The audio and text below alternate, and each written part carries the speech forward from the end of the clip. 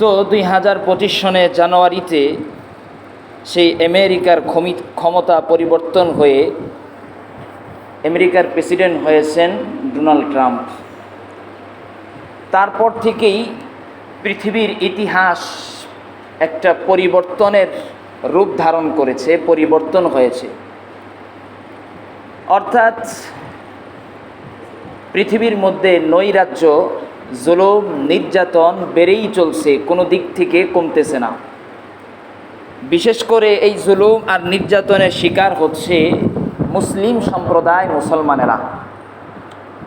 আজকে আমাদের পার্শ্ববর্তী রাষ্ট্র ভারত, সেখানে মুসলমানদের উপর চরম নির্যাতন চলছে। যুগের পর যুগ কাশ্মীরে মুসলমানদের উপর নির্যাতন করা হচ্ছে, উইগুরে মুসলমানদের উপর নির্যাতন করা হচ্ছে, মিয়ানমারে মুসলমানদের উপর নির্যাতন করা হয়েছিল, বর্তমানেও চলছে। সবথেকে বহুল আলোচিত যেই বিষয়টা, সেটা হলো বর্তমান ফিলিস্তিনের মুসলমানদের উপরেও নির্যাতনের স্টিম রোলার চলছে। একটা জিনিস খুব ভালো করে বুঝবেন, পৃথিবীর মধ্যে, গোটা পৃথিবীতে নির্যাতিত যারাই হচ্ছে এরা কিন্তু মুসলিম সম্প্রদায়। কোনো বেঈমান, কোনো কাফেরের ওপর নির্যাতনের কথা আমরা শুনি না। যদিও বাংলাদেশ ক্ষমতা পরিবর্তন হওয়ার পরে মিডিয়াতে এটা ভাইরাল হয়েছে যে সংখ্যালঘু তথা বিধর্মীদের উপর বাংলাদেশের মুসলমানেরা নির্যাতন করেছে, কিন্তু এটা সম্পূর্ণ গুজব এবং মিথ্যা একটা তথ্য। খবরের পাতায় এটাও বের হয়েছে যে সংখ্যালঘুদের যে ইবাদতগার আছে, ইবাদত গৃহ আছে, সেখানে মুসলমানেরা পাহারা দিয়েছে।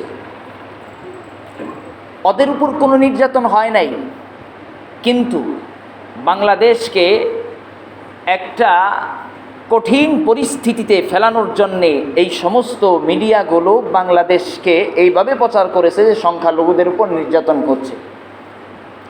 তো যাই হোক, আমাদের মূল কথা হলো, পৃথিবীর মধ্যে যত মানুষ নির্যাতন হচ্ছে সবাই হলো মুসলিম। কোনো কাফের বেঈমানের উপর নির্যাতনের ইতিহাস, নির্যাতনের কথা, নির্যাতনের তথ্য আমাদের কাছে নাই, আমাদের কাছে আসে না। সবাই শুধু আসে মুসলিমদের উপর নির্যাতন। এটা কেন? এই যে মুসলিমদের উপর নির্যাতন, পৃথিবীর মধ্যে তো বিধর্মীরাও বসবাস করে, ইহুদি, খ্রিস্টান, কাফের, হিন্দুরা বসবাস করে।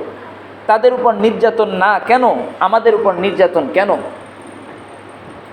এক নম্বর টার্গেট, ইহুদি বেঈমানদের টার্গেট মুসলমানদেরকে চিরতরে দুনিয়ার থেকে, ভূখণ্ড থেকে মুছে ফেলা। মুসলিম সম্প্রদায় এই ভূখণ্ডে থাকতে পারবে না।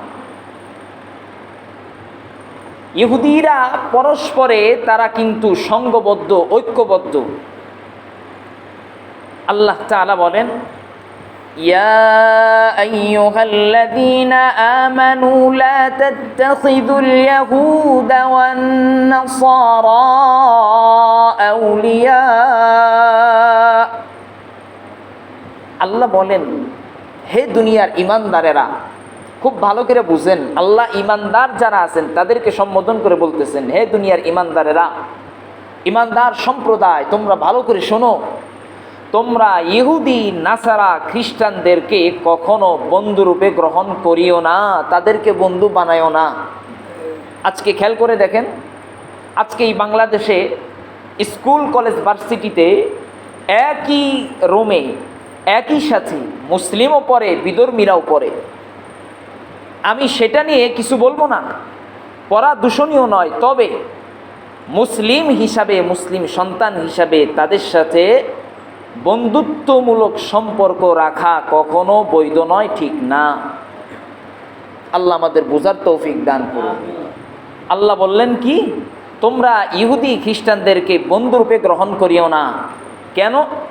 বা'দুহুম আউলিয়াউ বা'দ, তারা পরস্পরে বন্ধু। বেঈমানেরা পরস্পরে বন্ধু। এজন্যে দেখবেন ইসরায়েলের ইহুদিরা, আমেরিকার ইহুদিরা, আমেরিকার খ্রিস্টানেরা, নাসারারা, ভারতের হিন্দুরা, এরা কিন্তু সবাই ঐক্যবদ্ধ। ফিলিস্তিনের যেই শান্তিকামী সংগঠন আছে, এরা যখন ইসরায়েলিদেরকে বন্দি করলো, ভারত সেখানে বলল ইসরায়েলিদেরকে মুক্তি দাও। সে তাদের পক্ষের কথা বলেছে। বা'দুহুম আউলিয়া ও বা'দ, পরস্পরে পরস্পরে একে অপরের বন্ধু। এজন্যে তোমরা যতই তাদের সাথে মিশো, তারা কখনো প্রকৃতপক্ষে তোমাদের বন্ধু হবে না, এটাই বাস্তব।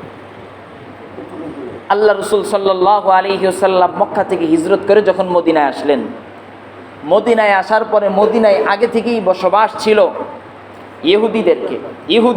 ইহুদিদের। তো আল্লাহ রসুল তাদের সাথে একসাথে থাকার জন্য তাদের সাথে সন্ধি চুক্তি করলেন। তোমাদের কিছু হলে আমরা তোমাদের পক্ষ হয়ে লড়ব, আমাদের কিছু হলে আমাদের পক্ষ হয়ে তোমরা লড়বে। ইহুদিদের সাথে চুক্তি হইল, হ্যাঁ ঠিক আছে।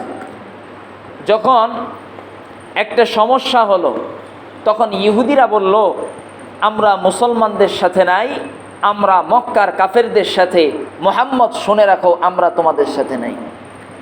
যেখানে নবীর সাথে তারা সন্ধি করতে পারে নাই, নবীর সাথে যেখানে তাদের সন্ধি চুক্তি ঠিক থাকে নাই, সেখানে আমার আর আপনার সাথে কোনো বেঈমানের বন্ধুত্ব হতে পারে না। আপনার সাথে শত কৌশল দেখাবে, কিন্তু প্রকৃতপক্ষে তারা কখনো মুসলমানদের বন্ধু না। এটা হতে পারে না, সম্ভব নয়। মুহতারাম উপস্থিতি, আজকে আপনি তাকান ফিলিস্তিনের দিকে। ফিলিস্তিনের কি অবস্থা, এটা যদি একটা মানুষ দেখে, তার মানুষত্ববোধ এটাই বলবে যে এটা কখনো মানুষের অত্যাচার হতে পারে না।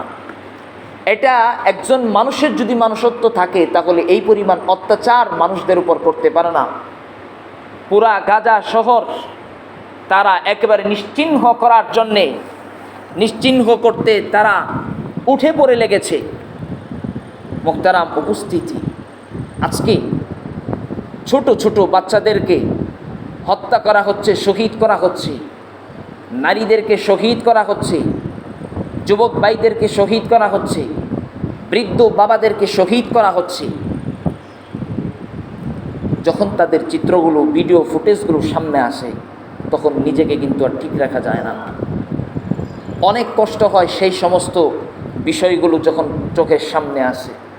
আল্লাহ রসুল সাল্লাল্লাহু আলাইহি ওয়াসাল্লাম বলছেন, হে দুনিয়ার উম্মত, মুসলিম সম্প্রদায়, তোমরা শোনো, তোমরা তোমাদের পুরা দুনিয়ার গোটা মুসলমান যারা আছে, তোমরা হলা একটা দেহের নেই।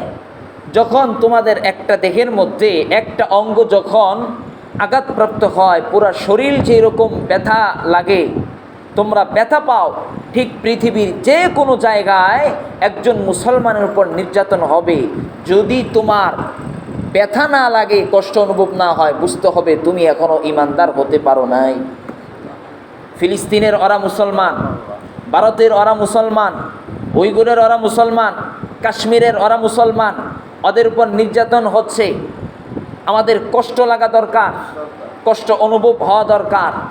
মান রাআ মিনকুম মুনকারা ফালইউগাইয়িরহু বিয়াদিহি ফাইন লাম ইস্তাতি' ফাবিলিসানিহি ওয়া ইন লাম ইস্তাতি' ফাবিকলবিহি ওয়া যালিকা আযআফুল ঈমান। রাসূল সাল্লাল্লাহু আলাইহি ওয়াসাল্লাম স্পষ্ট বাণী বলে দিয়েছেন, স্পষ্ট ঘোষণা দিয়ে দিয়েছেন, যখন তোমরা অহেতুক অন্যায় কাজ দেখবে, তখন তোমরা এটার প্রতিহত করো। যদি তোমাদের হাত দ্বারা প্রতিহত করার শক্তি থাকে, তাহলে হাত দ্বারা প্রতিহত করো। যখন একজন মুসলিম সম্প্রদায়কে, একজন মুসলিমকে অন্যায়ভাবে হত্যা করবে, গোটা মুসলিমের উপর তার পক্ষে দাঁড়ানো এটা আবশ্যক হয়ে যায়। কিন্তু আফসোস, আজকে আরব রাষ্ট্র, আজকে এতগুলো মুসলিম রাষ্ট্র, প্রায় 50-এর ঊর্ধ্বে মুসলিম রাষ্ট্র, তারা সবাই চুপ করে বসে আছে, কোনো কথা বলার সাহস পায় না। আজকে তাকান, জাতিসংঘ যে সংগঠিত হয়েছে, কেন? যেখানে নির্যাতন হবে সেখানেই তারা দাঁড়াবে। ওআইসি সংগঠন, মুসলিমদের সংগঠন, এটা শুধুমাত্র যেই সমস্ত মুসলিম রাষ্ট্র আছে তারা এটা সংগঠন করেছে। যেখানেই মুসলিমদের সমস্যা হবে সেখানেই দাঁড়াবে। আরব লীগ যেখানেই সমস্যা হবে দাঁড়াবে। কোথায় তারা? আজকে সবাই চুপ করে বসে আছে, একমাত্র কারণ ক্ষমতার লোভ। দুনিয়ার মধ্যে যখন ক্ষমতার লোভ এসে পড়বে, তখন মুসলমানদের লাঞ্ছনার আর অপদস্থতা এটা স্বীকার হতেই হবে। আজকে এটার বাস্তব প্রমাণ আমরা দেখছি। আজকে মুসলিম সম্প্রদায়কে দাম দিচ্ছে না। আজকে তাকান আপনি, মুসলিমদের কোনো মূল্যায়ন নাই। কেন? একমাত্র আমাদের ভিতরের লোভ ঢুকে পড়েছে, ক্ষমতার লোভ। মুসলিম শাসকদের ক্ষমতার লোভ ঢুকে পড়েছে। যতক্ষণ পর্যন্ত এই ক্ষমতার লোভ মুসলিম শাসকরা নিজের অন্তর থেকে, কলব থেকে বের করতে না পারবে, ততক্ষণ পর্যন্ত মুসলিমেরা কখনো উন্নতির শিখরে পৌঁছতে পারবে না, দাসত্ব করতে পারবে না। তারা ইহুদি বেঈমানদের দাসত্বে পরিণত হবে। মুহতারাম উপস্থিতি, আজকে আমরা যে বিষয়টা জানব, ফিলিস্তিন, এই ফিলিস্তিন ভূখণ্ডে, এই ফিলিস্তিন ভূখণ্ড এটা মূলত কার? এই ফিলিস্তিন ভূখণ্ডে ইসরায়েলিরা যে আক্রমণ করছে, কেন, কিভাবে তারা সেখানে গেল, নাকি এই ভূখণ্ড ইসরায়েলির, এই সম্পর্কে আমরা কিছু কথা জানব। সর্বপ্রথম আমাদের ইহুদিদের পরিচয় জানা দরকার। ইহুদিদের পরিচয় যদি আমরা জানতে পারি তাহলে আমাদের বোঝা সহজ হবে। হযরত ইব্রাহিম আলাইহিস সালাম আল্লাহ পাকের একজন নবী ছিলেন। ইব্রাহিম আলাইহিস সালামের একজন বিবি ছিল সারা, আর একজন বিবির নাম ছিল হাজেরা। দুই ঘর থেকে দুইজন সন্তান জন্মগ্রহণ করে, দুজনেই ছিল নবী। বিবি হাজেরার ঘর থেকে হযরত ইসমাঈল আলাইহিস সালাম, ইসমাঈল আলাইহিস সালামের বংশ হযরত মুহাম্মদ মুস্তাফা সাল্লাল্লাহু আলাইহি ওয়াসাল্লাম পর্যন্ত পৌঁছেছে। ইব্রাহিম আলাইহিস সালামের বংশ দুই দিকে গেছে। একটা হলো বিবি হাজেরা হযরত ইসমাঈল আলাইহিস সালাম থেকে মুহাম্মদ সাল্লাল্লাহু আলাইহি ওয়াসাল্লাম পর্যন্ত। এই বংশের বসবাস ছিল মক্কা নগরীতে। ইব্রাহিম আলাইহিস সালামের আরেকজন স্ত্রী ছিল বিবি সারা। ওই সারার ঘর থেকে একজন সন্তান জন্মগ্রহণ করলো, তার নাম ছিল হযরত ইসহাক আলাইহিস সালাম। তার বসবাস ছিল ফিলিস্তিনে, জেরুজালেম। হযরত ইসহাক আলাইহিস সালামের একজন সন্তান ছিল হযরত ইয়াকুব আলাইহিস সালাম। হযরত ইয়াকুব আলাইহিস সালামকে ইসরাইল বা ইসরাইল নামেও অভিহিত করা হয়, তাকে ইসরাইল, তার বংশকে ইসরাইলও বলা হয়। তো ইসহাক আলাইহিস সালামের সন্তান ইয়াকুব আলাইহিস সালাম, ওনার সন্তান ছিল 11 জন। তার মধ্যে সব থেকে বড় সন্তান ছিল ইয়াহুস। আরেকজন সন্তান ছিল হযরত ইউসুফ আলাইহিস সালাম। ইয়াহুস, এটাকে আরব সম্প্রদায়রা এই আরবি শব্দটাকে পরিবর্তন করে ইহুদ বানায়। তো ইহুদিরা, বর্তমান ইহুদিরা, তারা নিজেদেরকে হযরত ইয়াকুব আলাইহিস সালামের বড় সন্তান ইয়াহুস তথা ইয়াহুদের দিকে নিসবত করে নিজেদেরকে ইহুদি বলে পরিচয় দেয়। তো এই ইয়াহুদ সর্বপ্রথম ষড়যন্ত্র করে হযরত ইউসুফ আলাইহিস সালামকে কুয়ার মধ্যে নিক্ষেপ করে। তো আমরা বুঝলাম ইহুদিরা এরা সব সময় ষড়যন্ত্রের মধ্যেই লিপ্ত থাকে, কখনো এরা মুসলমানদের কল্যাণ চায় না। ষড়যন্ত্র সর্বপ্রথম করেছে নিজের ভাই হযরত ইউসুফ আলাইহিস সালামের বিরুদ্ধে। আমরা ছোট ছোট দাগে কয়েকটা ষড়যন্ত্রের কথা জানব। এই ইহুদি জাতির সব থেকে বড় ষড়যন্ত্র যেটা ছিল সেটা হলো নবীদেরকে হত্যা। নবীদেরকে হত্যা করেছে তারা। হযরতে আব্দুল্লাহ ইবনে মাসউদ রাদিয়াল্লাহু তাআলা আন থেকে বর্ণিত, আব্দুল্লাহ ইবনে মাসউদ রাদিয়াল্লাহু তাআলা বর্ণনা করেন, কানাত বানু ইসরাঈল ফিল ইয়াউমি তাকতুলু 300 নাবিয়্যিন। এই ইহুদি সম্প্রদায়রা দৈনন্দিন একদিনে 300 নবীকে হত্যা করেছে। হযরতে জাকারিয়া আলাইহিস সালামকে হত্যা করেছে, তার সন্তান হযরত ইয়াহইয়া আলাইহিস সালামকে হত্যা করেছে, হযরতে ঈসা আলাইহিস সালামকে হত্যার ষড়যন্ত্র করেছে। আব্দুল্লাহ ইবনে মাসউদ বলেন তারা একদিনে 300 নবীকে হত্যা করেছে এই ইহুদি গোষ্ঠী। এবার বুঝেন ওরা কত বড় নিকৃষ্ট, কত বড় খারাপ। তারা দিনের সকালবেলায় এই 300 নবীকে হত্যা করেছে, আর বিকালবেলায় তারা বকরি নিয়ে বাজারে বিক্রি করেছে। অর্থাৎ তাদের কাছে এত নবী হত্যা করার পরেও, শত শত নবীদেরকে হত্যা করার পরেও তাদের ভিতরে বিন্দু পরিমাণ কোনো অনুশোচনা জাগ্রত হয় নাই।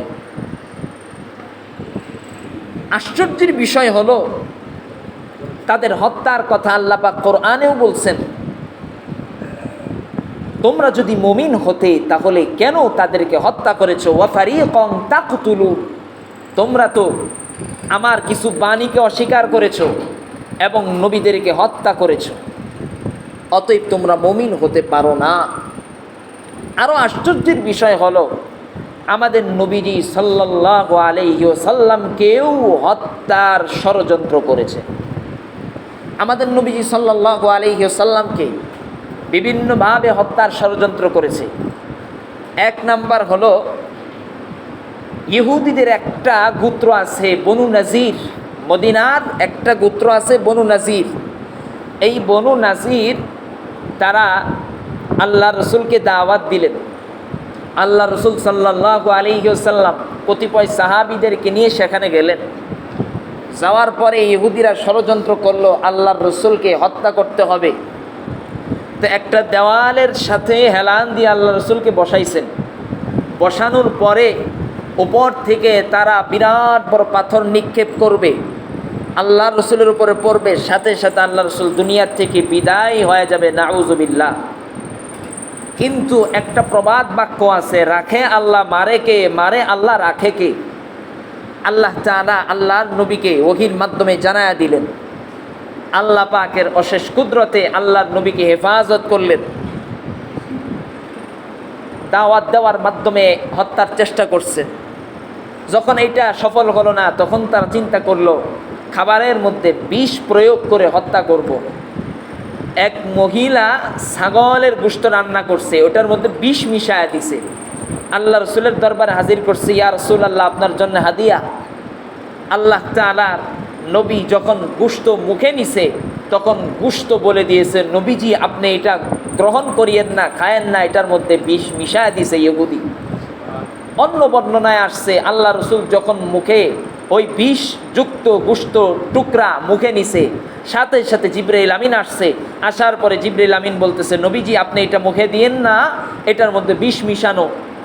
আল্লাহ রসুল যখন ইন্তেকাল করবে, ওই সময় আম্মাজান আয়েশা রাদিয়াল্লাহু তাআলা আনহাকে বলেন, আয়েশা আমি কষ্ট অনুভব করছি। কেন?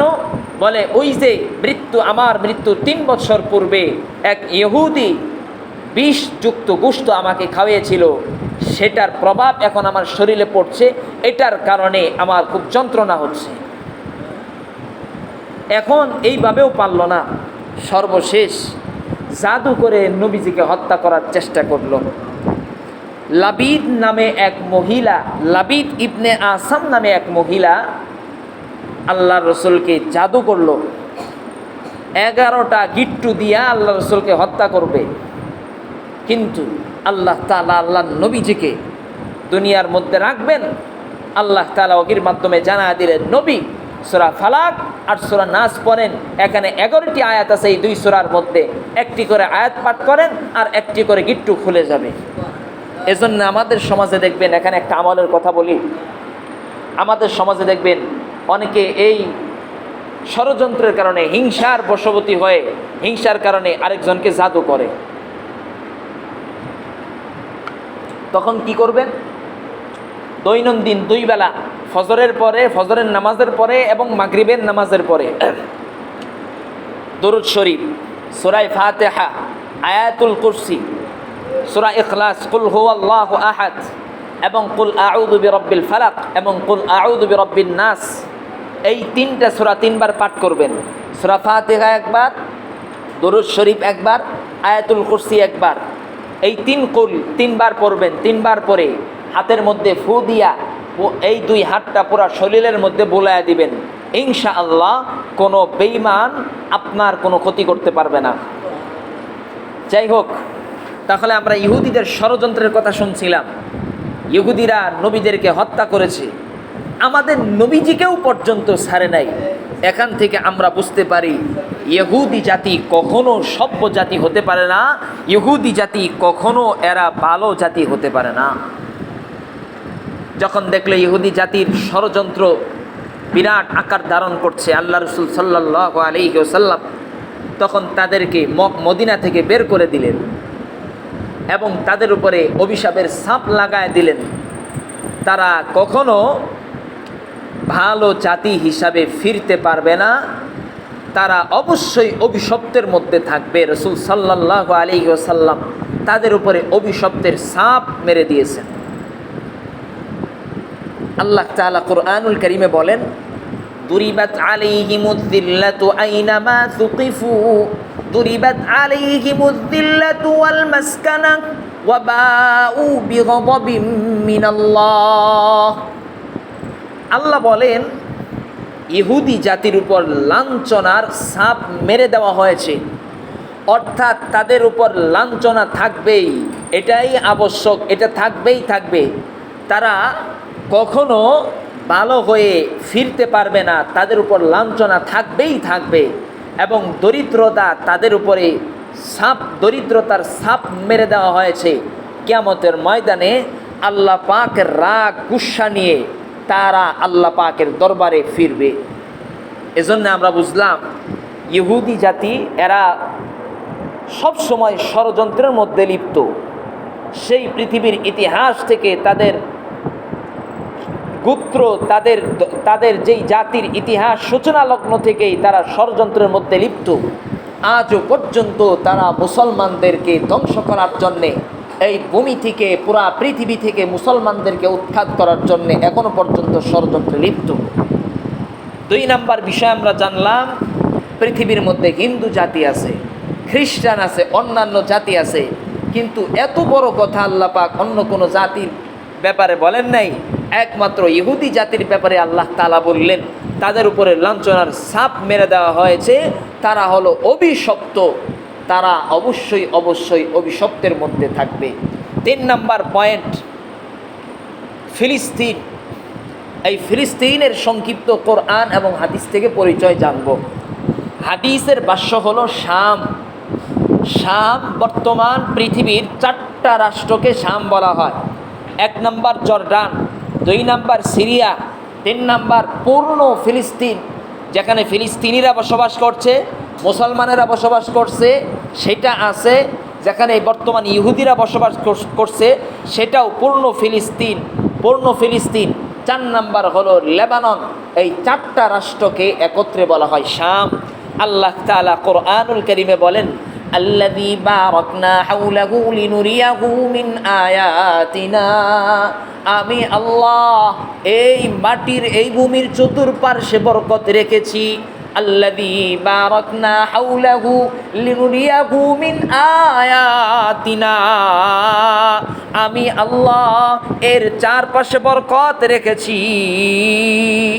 আর আমার নবীজিকে কিছু নিদর্শন দেখানোর জন্য আমি আল্লাহ আমার নবীজিকে আকসা ভ্রমণ করাইছি।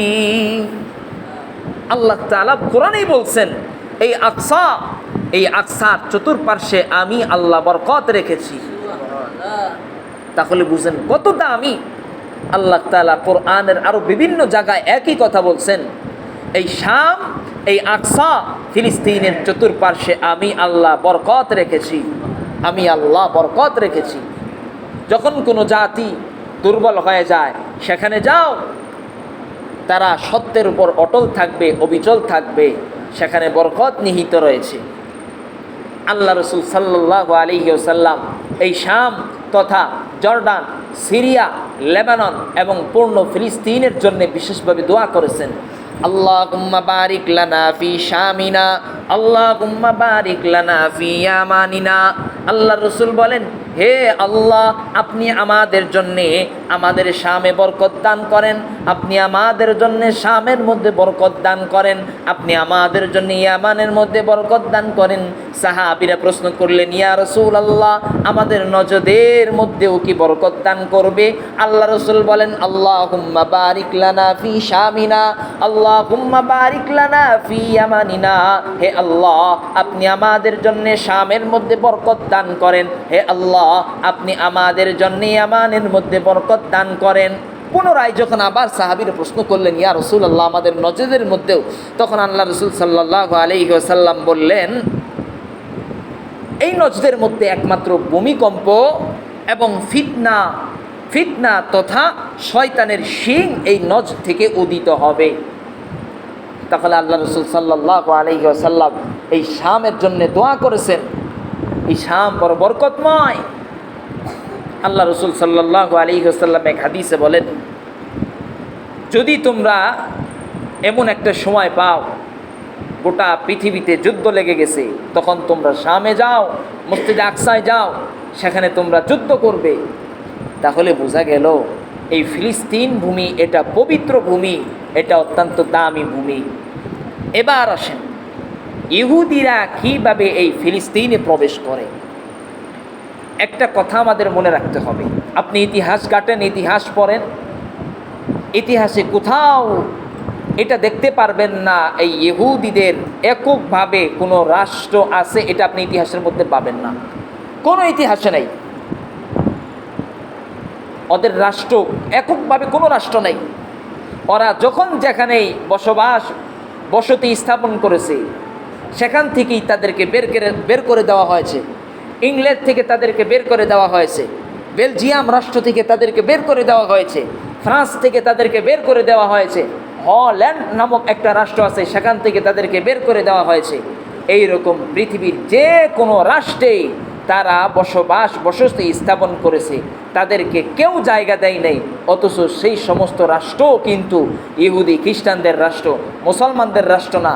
তারা তাদেরকে সেখানে বসতি স্থাপন করতে দেয় নাই, কারণ তারা এটা জানে এই ইহুদি জাতি এরা চরম নিকৃষ্ট জাতি, এরা চরম খারাপ জাতি, এরা যেখানেই যায় সেখানে বিশৃঙ্খলা করে বেড়ায়, এদেরকে আমাদের এই জায়গায় রাখা যায় না।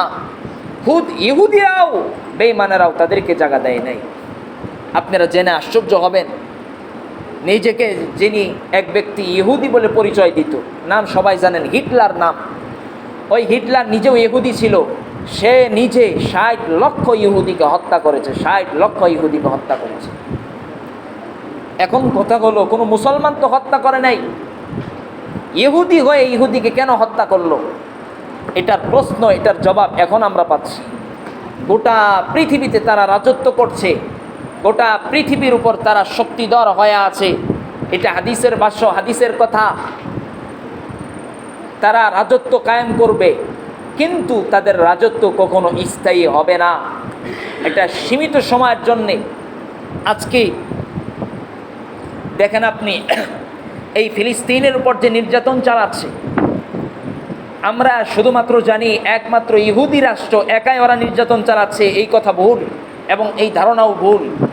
এরা একা ওদের উপর নির্যাতন করছে না, এরা এককভাবে ওদের উপরে নির্যাতন করছে না। এটার মধ্যে হাত আছে বর্তমান আমেরিকা, ইউরোপ, পশ্চিমারা, এটার মধ্যে হাত আছে। ওরা ইসরায়েলদেরকে সৈন্য দিয়ে সাহায্য করছে, অস্ত্র দিয়ে সাহায্য করছে, টাকা দিয়ে সাহায্য করছে, সদা সর্বদাই তাদের সাহায্যে নিয়োজিত। কিন্তু এর বিপরীতে আমাদের মুসলিম রাষ্ট্র একটি কথাও পর্যন্ত বলছে না। আজকে যদি একটি কথা বলতো, একটা মুসলিম রাষ্ট্র যদি উঠে দাঁড়াতো, তাহলে আমার মনে হয় এরা ভয়ে পিছনে ফিরে যেত। এটা নিঃসন্দেহে এই পরিস্থিতিই দাঁড়াতো। আপনি তাকান, মুসলমানদের যত যুদ্ধ হয়েছে, আল্লাহ রসুল জীবনে যত যুদ্ধ করেছেন, অধিকাংশ ম্যাক্সিমাম আল্লাহ রসুল যুদ্ধে জয়ী হয়েছেন। আল্লাহ রসুলের জামানায় যুদ্ধ জয়ী হয়েছিলেন, অথচ অস্ত্রের দিক দিয়ে, সৈন্যের দিক দিয়ে মুসলমানেরা সংখ্যায় নগণ্য ছিল, কম ছিল। সব দিক থেকে কম থাকা সত্ত্বেও তাদের উপরে বিজয় হয়েছে। আল্লাহ পাকের সাহায্য সদা সর্বদাই, এখনও আল্লাহ পাকের সাহায্য আসবে, তবে শর্ত হলো আমাদের নিজেদের ঠিক হতে হবে। মুহতারাম উপস্থিতি, ইহুদিরা যখন দেখলো কোথাও তাদের জায়গা নাই, তখন তারা চিন্তা করলো 19 শতকের পরে ব্রিটিশ পররাষ্ট্রমন্ত্রী আফার বেলফোর নামে একটা মন্ত্রী আছে, পররাষ্ট্রমন্ত্রী। সে ঘোষণা দিল ইসরায়েল নামক একটা রাষ্ট্র, ইহুদিদের একটা রাষ্ট্র ফিলিস্তিনের মধ্যে গঠন করা দরকার। তার এই ঘোষণার পরে বেঈমানেরা সাহস পেয়ে গেল। আস্তে আস্তে আস্তে আস্তে ইহুদিরা ফিলিস্তিনে প্রবেশ শুরু করলো। ফিলিস্তিনিদের থেকে প্রথমে তারা কৃত্রিম বন্ধুত্ব স্থাপন করলো। আস্তে আস্তে তারা জায়গা ক্রয় করলো।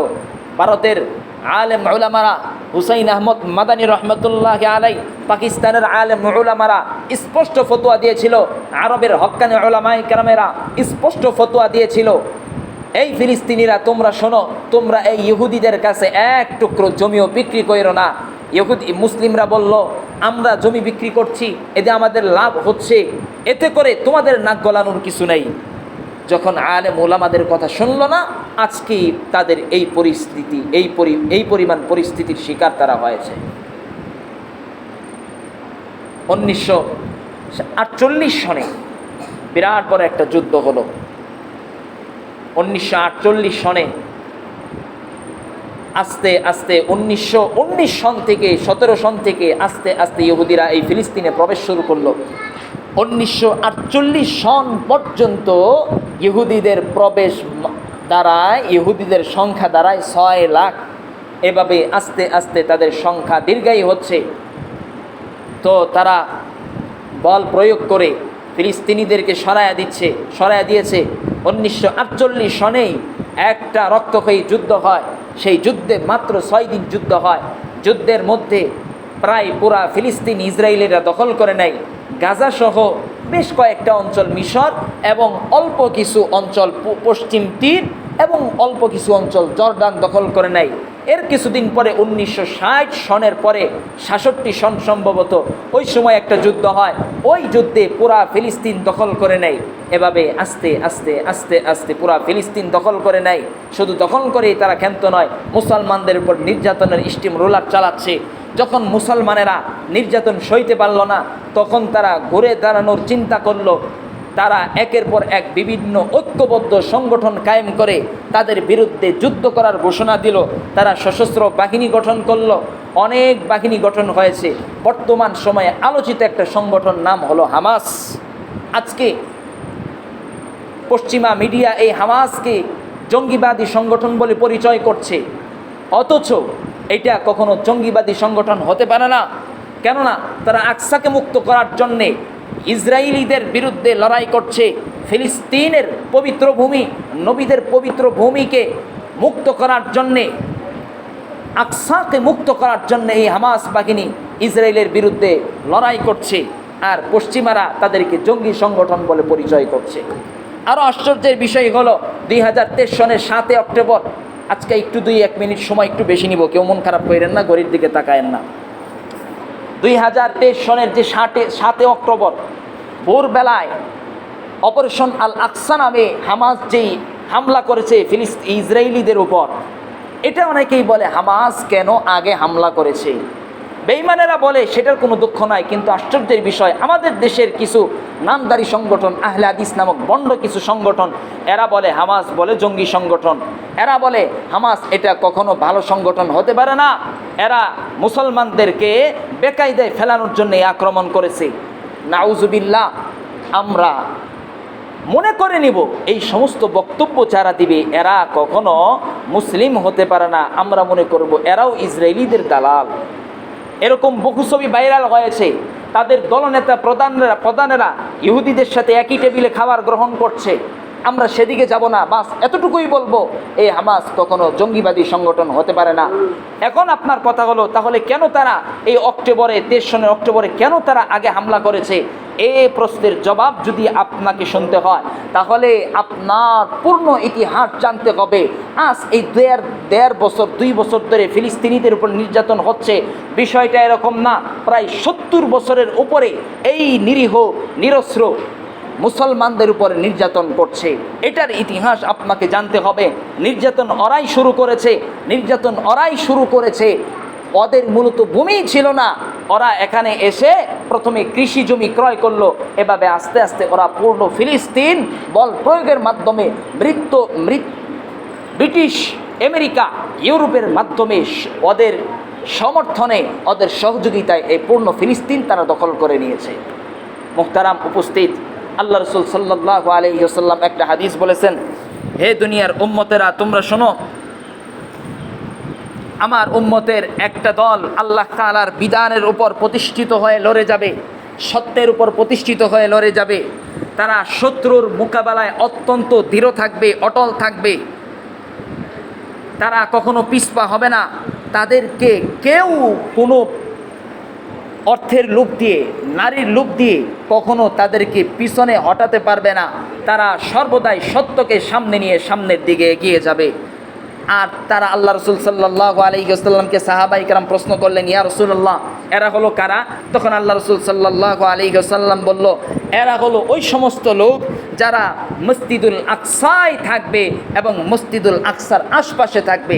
তাহলে আমরা আল্লাহ রসুলের এই হাদিস থেকে আমরা পাইলাম মসজিদুল আকসাকে রক্ষা করার জন্যে একমাত্র সংগঠন এই হামাস। এরা মসজিদুল আকসাকে রক্ষা করার জন্যে লড়াই করে যাচ্ছে। এখানে আরেকটা কথা, এই হামাসের সাথে আরও ক্ষুদ্র ক্ষুদ্র কিছু সংগঠন হামাসের সাথে ঐক্যবদ্ধ হয়ে ইসরায়েলিদের বিরুদ্ধে লড়াই করে যাচ্ছে। তো আল্লাহ রসুল সাল্লাল্লাহু আলাইহি ওয়াসাল্লাম বলছেন এই কথা, একটি দল সত্যের উপর প্রতিষ্ঠিত থাকবে, কোনো প্রভাব তাদেরকে বিস্তার করতে পারবে না, কেউ তাদেরকে পিছনে হটাতে পারবে না। তারা সদা সর্বদাই সত্যবাদী, সত্যের উপর থাকবে। আর এরা কোথায় থাকবে? এরা হলো মসজিদুল আকসা তথা ফিলিস্তিনের মধ্যে থাকবে। তাহলে আমরা পাইলাম এই হামাস কখনো জঙ্গি সংগঠন হতে পারে না। যারা আপনাদের কাছে প্রচার করবে, মিডিয়ার মাধ্যমে প্রচার করবে, স্পষ্ট পূর্ণ ইতিহাস আপনাদেরকে জানতে হবে। তাদেরকে বলে দিবেন পূর্ণ ইতিহাস কোথায় ছিল, তোমরা তখন কোথায় ছিলা? তোমাদের এই মানবতা এখন জাগ্রত হয় যখন ওদের উপরে নির্যাতন হচ্ছে, তখন কেন জাগ্রত হয় না? মুহতারাম উপস্থিত, সর্বশেষ কথা, এখন এই করুণ পরিস্থিতিতে আমাদের করণীয় কি? এক নম্বর করণীয়, যদি আমাদের সামর্থ্য থাকে, যদি আমাদের সুযোগ থাকে, তাহলে জিহাদে অংশগ্রহণ করা। জিহাদের সবচেয়ে বড় পুরস্কার হলো, জিহাদের মাধ্যমে সব থেকে বেশি সুবর্ণ সুযোগ হলো জান্নাত পাওয়া। যেই ব্যক্তি জিহাদের মাধ্যমে শহীদ হয়, ওই ব্যক্তি মরার সঙ্গে সঙ্গে জান্নাতে প্রবেশ করে। আল্লাহ তাআলা কোরআনে বলছেন, হে দুনিয়ার মানুষ সকল, তোমরা শোনো, যারা আল্লাহর রাস্তায় জিহাদ করে শহীদ হয়েছে এদেরকে তোমরা মৃত বলিও না, বাল আহইয়া, তারা হলো জীবিত, কিন্তু তোমরা অনুধাবন করতে পারো না, বুঝতে পারো না। তাহলে আমরা বুঝলাম, যদি আমাদের সামর্থ্য থাকে, সুযোগ থাকে, তাহলে আমাদের উপর জিহাদ করা। বর্তমান বিশ্বের গ্র্যান্ড মুফতি, পাকিস্তানের শাইখুল ইসলাম মুফতি তাকি উসমানী দামাত বারকাতহুম, উনি ঘোষণা করেছেন, উনি বলেছেন, স্পষ্ট বলেছেন, বর্তমানে মুসলিম সম্প্রদায়ের উপর জিহাদ করা ফরজ হয়ে গিয়েছে। এজন্যে আমাদের যদি সুযোগ থাকে তাহলে আমরা চেষ্টা করব এবং মনে এই তামান্না রাখবো, প্রত্যেকটা মুমিনের দিলেই তামান্না থাকা চাই, জিহাদ করব, জিহাদ করব। যদি জিহাদে বেজাল থাকে, আমার অন্তরে বেজাল থাকে, বুঝতে হবে আমি আপনি পরিপূর্ণ ইমানদার হতে পারি নাই। এই গেল এক নম্বর করণীয়। দুই নম্বর করণীয়, পণ্য বয়কট করা।